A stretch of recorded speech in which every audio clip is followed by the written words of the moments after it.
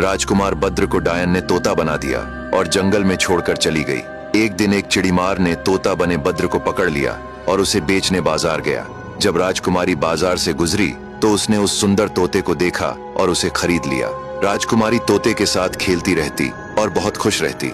उसके राज्य में एक बूढ़ी जादूगरनी रहती थी जो जादू विद्या में माहिर थी। उसके पास राजा साल में एक बार अपने राज्य की रक्षा के लिए पूजा कराने जाता था। जब वह दिन आया तो राजा अपनी रानी और बेटी के साथ नगर की सरहद पर बसी उस जादूगरनी के पास गया। राजा ने उससे अपने राज्य की शुभकामना के लिए विनती की और अपनी बेटी को भी जादूगरनी से मिलवाया। उस समय राजकुमारी के साथ तोता भी था। उसे देखते ही जादूगरनी ने राजकुमारी से कहा, बेटा, यह तोता तुम्हें कहाँ मिला? राजकुमारी ने सब कुछ बता दिया।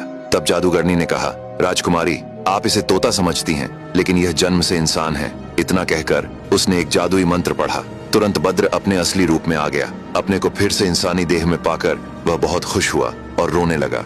उसने जादूगरनी को बहुत धन्यवाद दिया और अपनी आप बीती सबको सुनाई। सब उसका हाल सुनकर हैरान हो गए। फिर राजकुमार बद्र ने राजा से विनती की कि वह अपने देश जाना चाहता है। राजा ने उसे एक नाव दी और रास्ते के लिए भोजन दिया। बद्र नाव पर सवार होकर निकल पड़ा, लेकिन किस्मत को कुछ और ही मंजूर था। एक दिन अचानक समुद्र में भयानक तूफान आ गया। उस तूफान में नाव फंस गई और पहाड़ी चट्टानों से टकराकर टूट गई। राजकुमार किसी तरह बच निकला और समुद्र के किनारे बैठकर अपनी किस्मत पर रोने लगा।